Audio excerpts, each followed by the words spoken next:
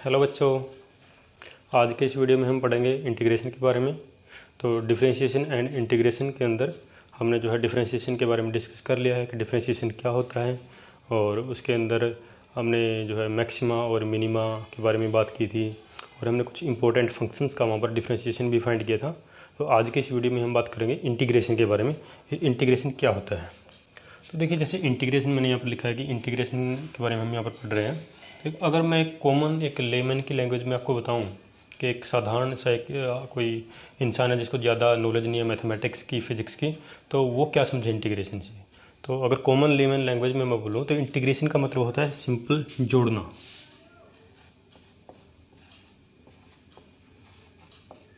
ठीक है, इंटीग्रेशन का मतलब होता है जोड़ना। ठीक, और जोड़ना कैसे होता है ये आपको बताएंगे कि इसका जो है ये मीनिंग जो मैंने लिखा है जोड़ना, ये कैसे होता है। और इंटीग्रेशन को हम क्या लिख सकते हैं? It is an inverse process of differentiation.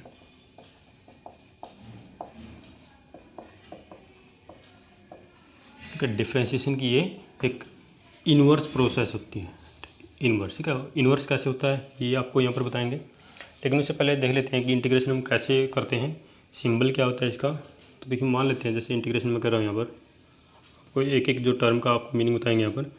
मान लीजिए कोई फंक्शन है, एक्स का फंक्शन है ये, और इसका मैं इंटीग्रेशन कर रहा हूँ विद रिस्पेक्ट टू एक्स।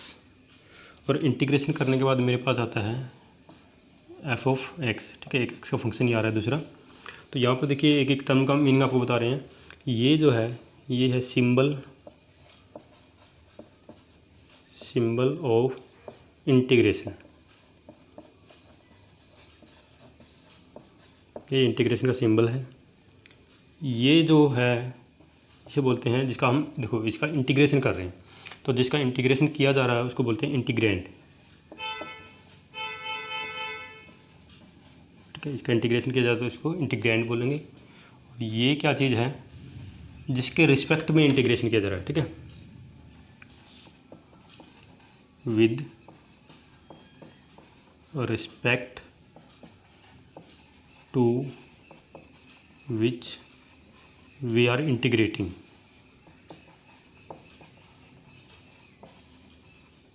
ठीक है, जिसके रिस्पेक्ट में इंटीग्रेशन किया जा रहा है ये वो है। और ये जो है, ये जो इंटीग्रेशन करके, ठीक है, एफ एक्स का हमने क्या किया, with respect to x integration किया। इंटीग्रेशन करके जो रिजल्ट आया उसे बोलेंगे इंटीग्रल, इसे बोलते हैं इंटीग्रल। ठीक है, ठीक है, यानी कि जो ये इंटीग्रल आया है ये किसका इंटीग्रेशन करके आया है? इस एफ एक्स का। ठीक है, यानी कि इस एफ एक्स को क्या बोलेंगे? इंटीग्रेंड बोलेंगे।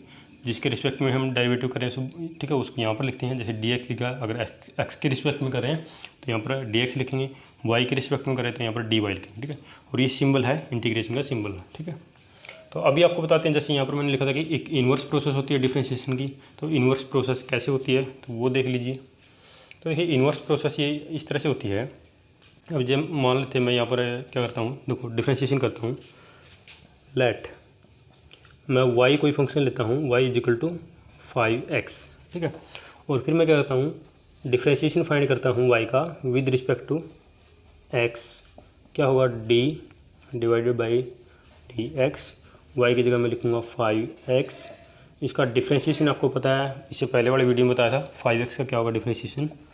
5 आ जाता है। ठीक है, कॉन्स्टेंट को बाहर ले लेते हैं, x का विद रिस्पेक्ट टू x करेंगे तो क्या dx बाई dx बना जाएगा, लिखने की जरूरत नहीं।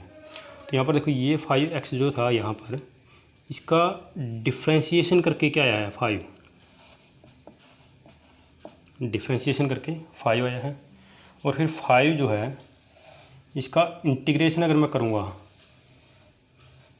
ठीक है, इसका क्या करूँगा, इंटीग्रेशन मैं करूँगा विद रिस्पेक्ट टू x, तो 5 का 5x आ जाएगा। ठीक है, तो होगी एक इन्वर्स प्रोसेस होगी ये। 5x का डिफरेंशिएशन किया 5, फिर 5 का फिर इंटीग्रेशन करेंगे तो फिर 5x। ठीक है, तो इसलिए बोलते हैं इसको एक इन्वर्स प्रोसेस होती है डिफरेंशिएशन। ठीक है, अभी 5 का 5x इंटीग्रेशन कैसे है ये आपको बताएंगे जब इसका इंटीग्रेशन करेंगे। कुछ इंपॉर्टेंट फॉर आपको फंक्शंस का वहाँ पर ही आपको बताएंगे। ठीक है, उसके बाद देखिए इसमें हम एक्सप्लेनेशन देख लेते हैं।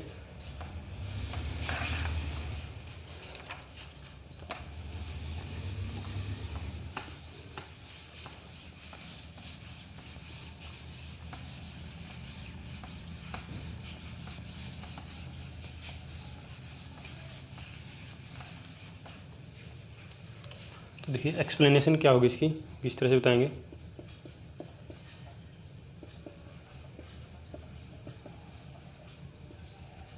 देखिए एक्सप्लेनेशन में आपको बता रहा हूँ इंटीग्रेशन। अभी हम जो ये वर्ड मैंने यहाँ पर लिखा था, जो शब्द लिखा था जोड़ना, ठीक है।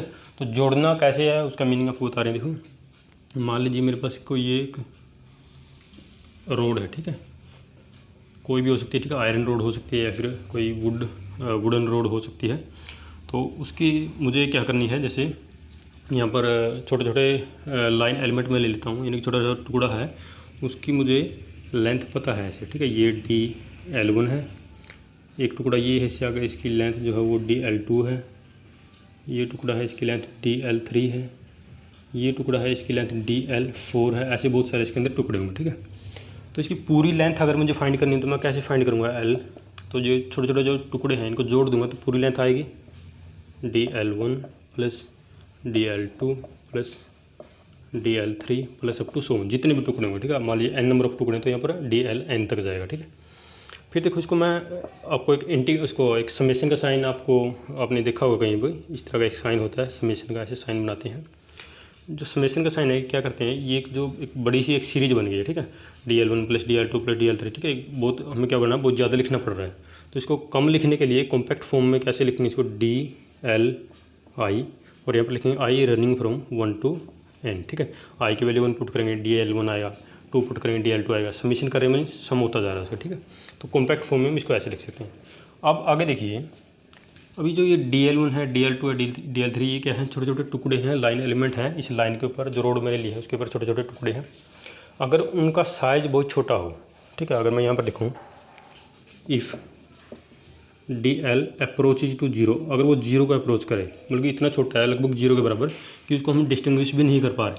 अगर उसको अलग अलग से मैं डिस्टिंग्विश नहीं कर पा रहा हूँ, उसको अलग अलग से नहीं बता रहा हूँ कि ये टुकड़ा पहला है, ये दूसरा है, ये तीसरा है, तो फिर उसको हम इस तरह से नहीं लिख सकते।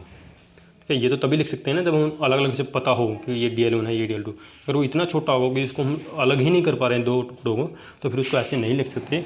तो उस केस में हम कैसे करेंगे, उसको हमें वहाँ पर इंटीग्रेट करना होगा उसको। तो क्या करेंगे, उसको इंटीग्रेट करेंगे और यहाँ पर लिखेंगे DL। अभी DL1 DL2 नहीं लिखेंगे क्योंकि उसको क्या है, इनडिस्टिंग्विशेबल है वो टुकड़े जो है, ठीक है, लाइन एलिमेंट जो है। यहाँ पर सिर्फ DL लिखेंगे और ये हमारी जो है टोटल लेंथ आ जाएगी DL, ठीक है। और लिमिट देखिए, मान लीजिए अगर मैं मान के चलूँ इसकी जो लेंथ है इस रोड की, पूरी की लेंथ जो है वो अगर मैं मानता हूँ कि L है, ठीक है। तो लिमिट कैसे लगाऊँ मैं, 0 से लेके, ठीक है, यहाँ से चले थे बिल्कुल 0 से लेकर टोटल लेंथ इसकी L है। तो जब इसका इंटीग्रेट करेंगे DL का तो क्या आएगा, L आएगा। और फिर लिमिट पुट करेंगे। देखो ये लोअर लिमिट बोलते हैं, इसको अपर लिमिट बोलते हैं, या फिर इसको इनिशियल लिमिट बोलते हैं, इसको फाइनल लिमिट बोलते हैं, जो मर्जी आप बोलो, ठीक है। ये लोअर लिमिट है, लिख देते हैं यहाँ पर, ठीक है। ये क्या है, लोअर लिमिट, और ये है अपर लिमिट, ठीक है। एक लोअर लिमिट है, एक अपर लिमिट है। तो क्या करता हूँ, देखो यहाँ पर ऐसे लोअर लिमिट लिखी, ये फिर अपर लिमिट। तो कैसे इसको यहाँ पर पुट करेंगे फिर लोअर अपर लिमिट को, तो सबसे पहले अपर लिमिट को पुट करेंगे। ये L जो है वेरिएबल है, वेरिएबल में इसको पुट करेंगे अपर लिमिट को। अपर लिमिट पुट कर दी माइनस, फिर माइनस लगा के फिर लोअर लिमिट को पुट करेंगे वेरिएबल में, तो 0। तो क्या वैल्यू होगी इसकी, L आ गई, ठीक है। तो इस तरह से हमने देखो इंटीग्रेशन से इसकी पूरी लेंथ फाइंड कर ली। यानी कि क्या किया, एक तरह से हमने एक जोड़ने की जो प्रोसेस होती है, एडिशन की प्रोसेस, वो यहाँ पर हमने फॉलो की, इसलिए मैंने वहाँ पर लिखा था जोड़ना, ठीक है। तो नेक्स्ट इसमें है आपका इंटीग्रेशन के अंदर कि इंटीग्रेशन जो है उसके टाइप्स, कौन कौन से टाइप होते हैं इंटीग्रेशन के। तो देखो टाइप के अंदर मैं लिख सकता हूँ, जो इंटीग्रेशन है, इंटीग्रेशन के अंदर इसको 2 पार्ट में मैं डिवाइड कर सकता हूँ। एक डेफिनेट इंटीग्रल होता है, ठीक है, निश्चित, हिंदी में जिसका मीनिंग बनता है डेफिनेट। एक इनडेफिनिट होता है,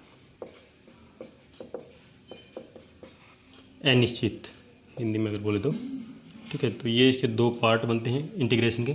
डेफिनेट इंटीग्रल में हमें क्या है, हमें लिमिट्स के बारे में पता रहता है, हमें पता होता है कि लोअर लिमिट कौन सी है और अपर लिमिट कौन सी है, ठीक है। यानी कि यहाँ पर क्या है, लिमिट्स जो है, लिमिट्स का हमें पता रहेगा, ठीक है। लिमिट्स आर नो, ठीक है, लिमिट्स का पता रहेगा। यहाँ पर लिमिट्स का पता नहीं रहेगा, ठीक है। लिमिट्स आर नॉट नोन, ठीक है, उनका हमें पता नहीं है। लिमिट्स का हमें पता नहीं है, हमें नहीं पता है कि इनिशियल कंडीशन क्या है, फाइनल कंडीशन क्या है, ठीक है। यानी कि हमें नहीं पता कि कहाँ से हमने स्टार्ट किया, कहाँ तक हम उसको इंटीग्रेट करें। अगर ऐसी सिचुएशन तो वहाँ पर हम इंडेफिनिट इंटीग्रल का प्रयोग करेंगे, ठीक है। एग्जाम्पल भी आपको यहाँ पर देंगे, वो अभी क्या स्पेशल फंक्शन का इंटीग्रेशन करेंगे तो तब वहीं पर बताएंगे इसका। उसके बाद देखो, ये तो मैंने टाइप बताए हैं आपको इंटीग्रेशन के, एक डेफिनेट एक इंडेफिनिट, ठीक है। अगर हमें जो है लिमिट्स का पता हो तब किस तरह का इंटीग्रेशन होता है कि डेफिनेट होता है, और लिमिट का पता ना हो तब इंडेफिनेट इंटीग्रेशन करते हैं हम, ठीक है। देखिए इसको एक और हम तरीके से इसको जो है डिवाइड कर सकते हैं इंटीग्रेशन को, ठीक है। तो based on number of variable, ठीक है, वेरिएबल्स के बेस पे भी हम इसको जो है डिवाइड करते हैं इंटीग्रेशन को। मान लीजिए जैसे एक आपने सुना होगा लाइन इंटीग्रेशन,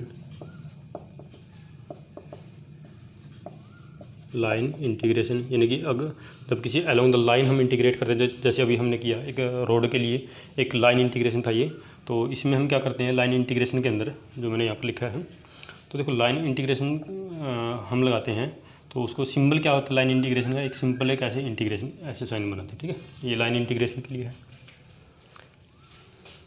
दूसरा है सही में एक चीज़ और, लाइन इंटीग्रेशन के अंदर वेरिएबल कितने रहेंगे आपका, वन वेरिएबल, ठीक है, वन वेरिएबल, एक वेरिएबल होगा, ठीक है। दूसरा है सरफेस इंटीग्रेशन, सरफेस इंटीग्रेशन, या फिर इसको हम बोल देते हैं डबल इंटीग्रेशन भी बोल देते हैं, डबल इंटीग्रेशन भी बोल देते हैं। वेरिएबल कितने रहेंगे, अच्छा यहाँ पर लिख लेते हैं number of variable, number of variable, ठीक है, यहाँ पर लिखेंगे। यहाँ पर नंबर ऑफ वेरिएबल एक, यहाँ पर नंबर ऑफ वेरिएबल दो, सिंबल यहाँ पर एक इंटीग्रेशन की साइन, यहाँ पर दो इंटीग्रेशन की साइन आएंगे इस तरह से, ठीक है। तीसरा है वॉल्यूम इंटीग्रेशन, वॉल्यूम इंटीग्रेशन, या फिर इसको बोलते हैं ट्रिपल इंटीग्रेशन, ट्रिपल ठीक है। ट्रिपल क्या बोलता है, तीन इंटीग्रेशन के साइन यहाँ पर लगाते हैं, ठीक है। वेरिएबल कितने होते हैं वॉल्यूम इंटीग्रेशन में या फिर ट्रिपल इंटीग्रेशन में, यहाँ पर होते हैं तीन, और इंटीग्रेशन के सिंबल कैसे बनाएंगे ट्रिपली इस तरह से, ठीक है। तो देखिए ये 11th और 12th क्लास में आपको इतना ज़्यादा ये पढ़ने को नहीं मिलेगा, ठीक है। हायर क्लासेज में आपको ये जो है इस तरह की प्रॉब्लम्स आती है, फिर भी आपको इन्फॉर्मेशन के लिए यहाँ पर बताया है, ठीक है। उसके बाद हम करते हैं इसमें कुछ इंपॉर्टेंट फंक्शन लेंगे और उनका इंटीग्रेशन फाइंड करेंगे।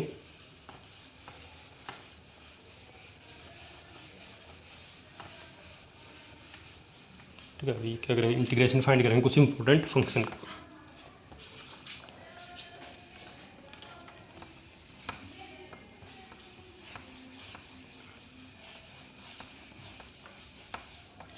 देखिए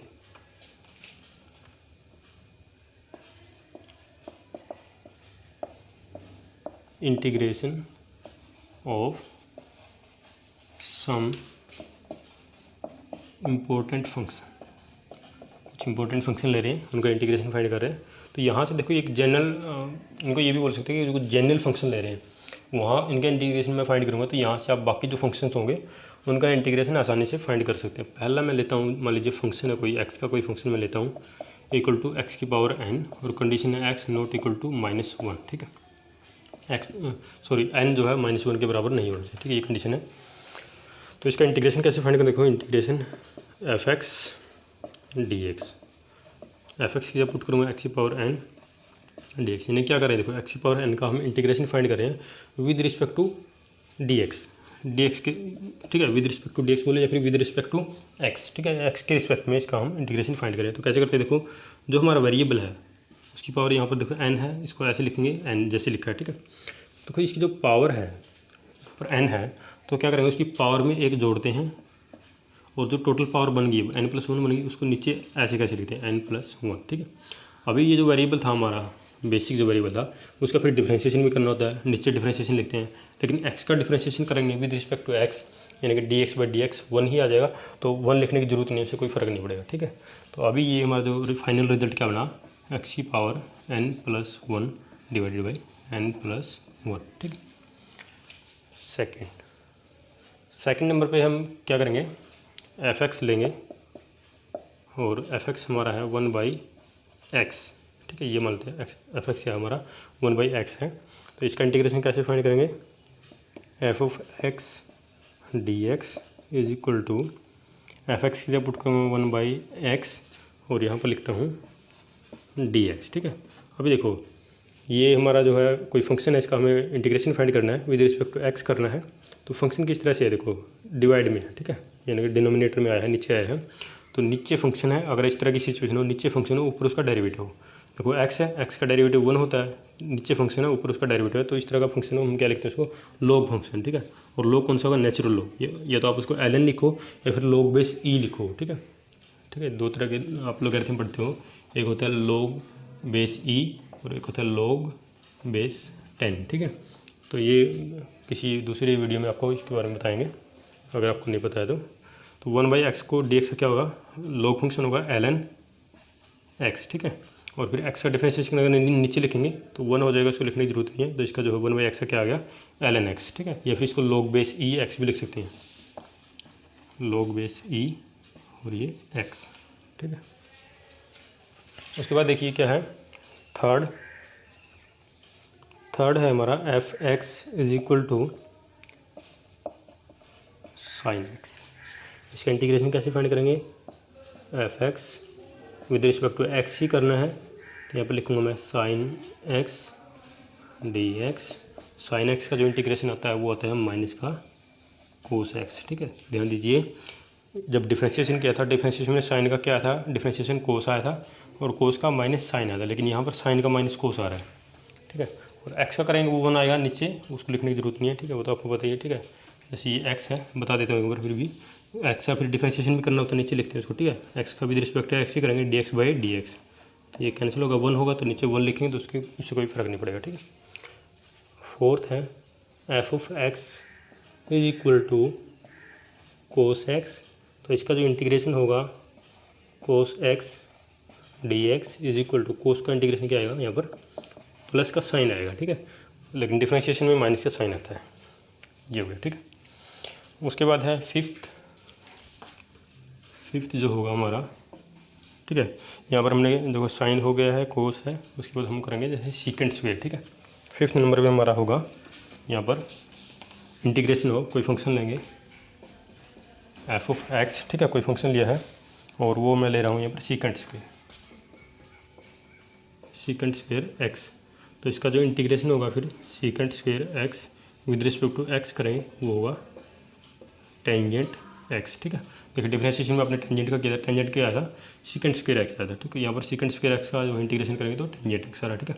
एक्स का 1 आ जाएगा नीचे, लिखने की जरूरत नहीं है। Sixth f of x is equal to, ठीक है, सीकेंट है, इधर लिखूँ मैं कोसिकेंट स्क्वायर एक्स। तो इसका इंटीग्रेशन क्या होगा, कोसिकेंट स्क्वायर एक्स का इंटीग्रेशन जब मैं करूँगा, हाँ dx भी लिखना है यहाँ पर, विद रिस्पेक्ट टू एक्स कर रहे हैं तो इसका इंटीग्रेशन करके आएगा माइनस कोट एक्स, ठीक है, ठीक है। ये होगा, देखो इसको मैंने जैसे आपको डिफरेंशिएशन के अंदर बताया कि आपको साइन और कोस दो का याद रखना है, बाकी वहीं से हो जाएंगे साइन का और कोस का। यहाँ पर भी ऐसा ही है, जैसे मैं सीकेंट स्क्वायर का फाइंड कर रहा हूँ या फिर यहाँ पर जैसे कोसिकेंट स्क्वायर का फाइंड कर रहा हूँ, तो इसको मैं रिप्लेस कर सकता हूँ। देखो जैसे कोसिकेंट स्क्वायर को 1/sin स्क्वायर से, सीकेंट स्क्वायर को 1/cos स्क्वायर से, ठीक है। और वहाँ पर फिर जब इसको ऊपर लेके जाएंगे तो इसकी पावर जो है नेगेटिव में हो जाएगी, ठीक है। तो वहाँ पर फिर हम दूसरे रूल्स लगाने पड़ेंगे, थोड़ा कॉम्प्लिकेटेड जरूर होगा ये, लेकिन यहाँ से हम इसको फाइंड कर सकते हैं, ठीक है। जैसे डिफरेंशिएशन के अंदर हमने प्रोडक्ट रूल पढ़ा था, ऐसे इंटीग्रेशन के अंदर भी एक तरह का एक प्रोडक्ट रूल होता है, जहाँ पर हम दो फंक्शन का इंटीग्रेशन फाइंड करते हैं जो एक दूसरे के साथ मल्टीप्लाई में होते हैं, एफ एक्स मान लीजिए और जी एक्स मान लीजिए। उनका जब हम इंटीग्रेशन फाइंड करेंगे तो वहाँ पर हमें क्या करना होता है, हम आइलेट रूल, आप मैथमेटिक्स में पढ़ोगे, आइलेट रूल लगा के वहाँ पर हम उसका जो है इंटीग्रेशन फाइंड कर लेते हैं। रूल मैं आपको बताऊँगा यहाँ पर रूल क्या होता है वो, ठीक है। ये हमारा सिक्स्थ हो गया। उसके बाद है इंटीग्रेशन के अंदर, ठीक है, नेक्स्ट है seventh f x is equal to secant x tan x, ठीक। क्या होगा इंटीग्रेशन, सीकेंट एक्स 10x, इसका जब इंटीग्रेशन करेंगे तो ये होगा आपका सीकेंट एक्स। ठीक है,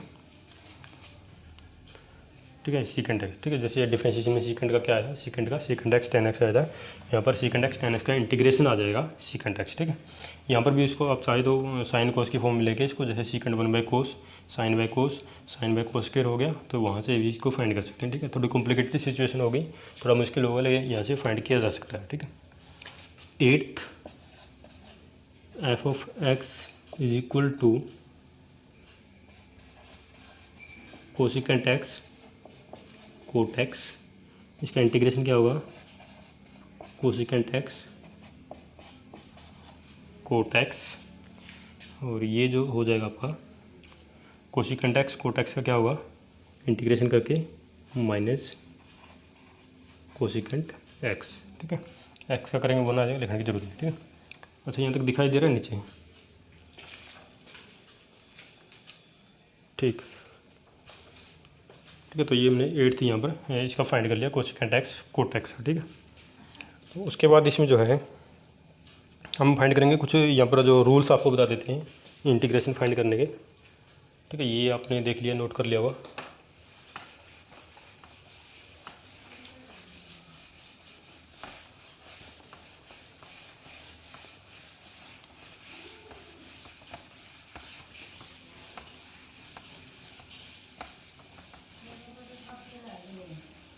तो रूल्स देखिए इसमें क्या होंगे, रूल्स में हम देखिए इंटीग्रेशन का रूल्स फाइंड करेंगे यहाँ पर। तो जैसे कि मैं बताया था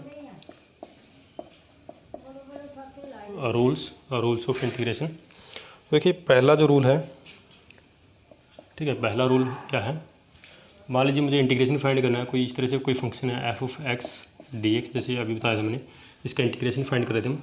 अगर यहाँ पर एक मल्टीप्लाई में कोई कांस्टेंट है c, ये कोई फंक्शन x का फंक्शन है, इसके साथ मल्टीप्लाई में एक कांस्टेंट है c, और इसका हमें यहाँ पर इंटीग्रेशन फाइंड करना है, तो हम कैसे फाइंड करेंगे, देखो कांस्टेंट है, कांस्टेंट को हम साइड में ऐसे लिख देंगे। ठीक है, एज इट इज़, और इंटीग्रेशन फाइंड करेंगे f(x) और dx। ठीक है, सिंपली इस तरह से। सेकंड क्या होगा रूल इसमें, सेकंड जो रूल है वो है आपका, इंटीग्रेशन फाइंड कर रहे हैं हम, दो फंक्शन है f(x) प्लस g(x), दोनों का integration with respect to x find करें, तो कैसे लिखें इसको, देखो ऐसे सम करके लिख सकते हैं, f(x) dx plus g(x) dx। ठीक है, अलग अलग से सेपरेट करके लिख सकते हैं, ये भी x का फंक्शन है, ये भी x का फंक्शन है। थर्ड जो है यहाँ पर, थर्ड मैं बता रहा हूँ आपको कि अगर फंक्शन इस तरह से हो, जैसे डिफरेंशिएशन के अंदर था, प्रोडक्ट रूल हमने पढ़ा था, यहाँ पर भी इस तरह से, जैसे मान लीजिए दो फंक्शन है f(x) और ये g(x), दो फंक्शन है मल्टीप्लाई में है, उनका इंटीग्रेशन फाइंड करना है विद रिस्पेक्ट टू x। तो कैसे करेंगे, देखो इस यहाँ पर हम रूल लगाते हैं, देखो किस तरह से करना है। मान लीजिए ये पहला फंक्शन है, ये दूसरा फंक्शन है। ठीक है, सिंप्लिसिटी के लिए मैं इसको u लिख लेता हूँ, इसको v लिख लेता हूँ, ये सब बड़ा ना लिखना पड़े, इसको u लिख लिया, इसको v लिख लिया। ठीक है, u भी x का फंक्शन है, v भी x का फंक्शन है, दोनों x के फंक्शन है। तो कैसे लिखूँ मैं, पहला फंक्शन एज इट इज लिखना है, दूसरे का इंटीग्रेशन करना है, जिसके रिस्पेक्ट में आप कर रहे हो, x के रिस्पेक्ट में कर रहे हैं, माइनस इंटीग्रेशन, ब्रैकेट लगाएंगे बड़ी, यहाँ पर फिर पहले वाले का differentiation du divided by dx। ठीक है, इनटू में दूसरे वाले का इंटीग्रेशन v x के रिस्पेक्ट में, तो x के रिस्पेक्ट में लिखें। ठीक है, फिर ये ब्रैकेट को कर देंगे बंद। अब ये जो क्वांटिटी आई है इसका फिर इंटीग्रेशन हो रहा है, तो किसके रिस्पेक्ट में हो रहा है, dx के रिस्पेक्ट में। ठीक है, तो ये आपका रूल, जब दो ऐसे फंक्शन x के जैसे फंक्शन है ये, वो मल्टीप्लाई में है। ठीक है, तो उसके बाद है, हाँ इस तरह के देखो, यहाँ पर हमें देखो चूज करना होगा कि हम पहला फंक्शन कौन सा लें, दूसरा फंक्शन कौन सा लें। ठीक है, ताकि हमारी जो प्रॉब्लम है वो सिंपल हो सके, उसको सिंप्लीफाई करने के लिए, इजी बनाने के लिए। तो पहला फंक्शन कौन सा लेना है और दूसरा फंक्शन कौन सा लेना है, ये हम कैसे डिसाइड करेंगे, ये डिसाइड करेंगे आइलेट रूल से। ठीक है, आइलेट ILATE, आइलेट रूल से डिसाइड करेंगे। जैसे कि ये इनवर्स है, लॉगरिथम है, अलजेब्रिक है, ट्रिग्नोमेट्री है, एक्सपोनेंशियल है, किस तरह का वो फंक्शन है, तो उसके हिसाब से हम उसका ऑर्डर तय करेंगे, और पहला फंक्शन और दूसरा फंक्शन इसके हिसाब से हम तय करेंगे। ठीक है, जैसे पहला हम मान लीजिए इनवर्स लेंगे, फिर लॉगरिथम लेंगे, इस तरह। ठीक है, उसके बाद है इसमें एक क्वेश्चन डिस्कस कर लेते हैं। तो क्वेश्चन क्या है आपका, आपको फाइंड करना है, आपके पास एक फंक्शन दिया है एफ ऑफ एक्स दिया है 2x² + 5, ये फंक्शन दिया है। आपको इसका इंटीग्रेशन फाइंड करना है, यानी कि एफ एक्स का क्या करना है, इंटीग्रेट करना है इसको विद रिस्पेक्ट टू एक्स करना है। लिमिट्स आपको दी रही हैं यहाँ पर, मान लीजिए लिमिट्स मैं लिखता हूँ यहाँ पर 2 से लेके 4 तक, ठीक है, ये लिमिट है, ठीक है, यानी कि x जो है 2 से 4 तक वेरी कर रहा है, लिमिट्स भी आपको दे रखी है। इसका इंटीग्रेशन फाइंड करना, कैसे फाइंड करेंगे, देखो लिखेंगे यहाँ पर 2 से लेके 4 लिमिट हमें पता है, ये इनिशियल लिमिट है, ये फाइनल लिमिट है, या फिर बोलेंगे ये लोअर लिमिट है, ये अपर लिमिट है। एफ एक्स की जगह पुट करेंगे 2x⁻² + 5 और विद रिस्पेक्ट टू dx करें, ठीक है। अभी देखो यहाँ पर प्लस का साइन आया है, तो कौन सा रूल लगेगा इसमें, ये वाला, ठीक है, सेकंड, ये रूल लगाएंगे। तो कैसे लगाएंगे, 2 से लेके 4 लिमिट 2x², यहाँ पर आएगा dx with respect to x कर रहे हैं, फिर इंटीग्रेशन 2 से लेके 4 लिमिट 5 और फिर dx। तो क्या हो जाएगा, ये लिमिट यहाँ से 2 से 4 लिमिट लगा रहा हूँ। तो देखो इसका इंटीग्रेशन फाइंड कर लेते हैं भैया। तो 2x⁻² है, 2 तो कॉन्स्टेंट है, 2 तो ऐसे कैसे लिखेंगे बार, x⁻² है, तो जो हमने बताया था सबसे पहला जो फंक्शन का हमने इंटीग्रेशन किया था x⁻n का कैसे किया था, तो यहाँ पर x⁻² है, यानी कि n की जगह 2 है तो n+1 करेंगे, यानी कि 2 + 1 किया, डिवाइड में जो टोटल पावर होगी 3 हो गई, तो नीचे 3 लिखा, ठीक है। फिर x का डिफ्रेंशिएशन कर लिखना होता है नीचे, उसकी ज़रूरत नहीं क्योंकि 1 आएगा, इतना हो गया, ठीक है। तो ये हो गया आपका इंटीग्रेशन, और लिमिट अब पुट करेंगे इसमें 2 से लेके 4 तक, फिर प्लस 5 है, कॉन्स्टेंट है, 5 तो ऐसे ही ऐसे लिखेंगे। dx का इंटीग्रेशन क्या आएगा, dx का आता है x, ठीक है, और यहाँ पर जो है लिमिट पुट कर देंगे 2 से लेके 4 तक। तो क्या आएगा, देखो ये आ जाएगा। अभी क्या है, अपर लिमिट पुट करेंगे, तो अपर लिमिट पुट करेंगे तो क्या होगा, देखो 2/3, x की जगह 4 पुट करेंगे, 4 की पावर कितनी हो जाएगी, 2 और 1 3, ठीक है, 4 की पावर 3, अपर लिमिट पुट कर दी माइनस। अब लोअर लिमिट पुट करो, 2/3 तो इसमें ऐसे ही है, x की जगह मैं पुट करूँगा 2 और इसकी पावर 3, ठीक है। और फिर यहाँ पर प्लस में क्या है 5, अपर लिमिट पुट करेंगे x की जगह 4 माइनस, लोअर लिमिट पुट करेंगे 2, ठीक है। तो क्या आ जाएगा, फिर यहाँ पर लिख रहा हूँ मैं इसको, उधर से देखो 2/3, 4 की पावर 3 करेंगे, कितना हो जाएगा 64, ठीक है, और माइनस 2/3, 2 की पावर 3 कितना हो जाएगा 8, ठीक है, प्लस 5 × 4 में से 2 गए 2, ठीक है। तो ये आ गया आपका, ठीक है, तो ये रिजल्ट आ गया आपका, ठीक है। तो इसको आप आगे चाहो तो इसको डिवाइड करके 3 से इसको डिवाइड करेंगे और इसको भी आगे, ठीक है। ये डिवाइड करना, डिवाइड नहीं हो रहा है तो इसको ऐसे भी लिख सकते हैं, ये 10 हो गया और इसको 2 से यहाँ पर मल्टीप्लाई कर लेंगे, ठीक है। तो इसको लिखेंगे, देखो कैसे लिखेंगे, इसमें इन दोनों में 3 को एलसीएम ले सकते हैं, 3 एलसीएम मैंने लिया है, ये क्या बचेगा 8, 128 हो गया, माइनस 16 और प्लस 10, तो 128 में से 16 जाएंगे, कितने बचेंगे यहाँ पर 2 1 1 और ये नीचे 3 और प्लस 10 है, ठीक है। तो यहाँ पर 3 से इधर मल्टीप्लाई करेंगे तो कितना हो जाएगा 30 हो जाएगा, इसमें 30 ऐड करेंगे तो कितना होगा ये 1 एंड, ठीक है, और डिवाइड बाय, ठीक है, 3 से इधर मल्टीप्लाई किया है और अभी, ठीक है, 3 से इधर मल्टीप्लाई करके इसमें ऐड कर दिया, ठीक है, और नीचे जो है 3 आ जाएगी इसमें, ठीक है,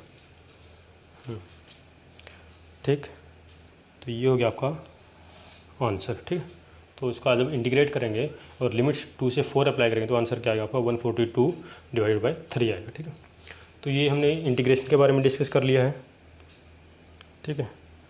तो आपका डिफरेंशिएशन एंड इंटीग्रेशन इसी के साथ आपका जो है कंप्लीट है।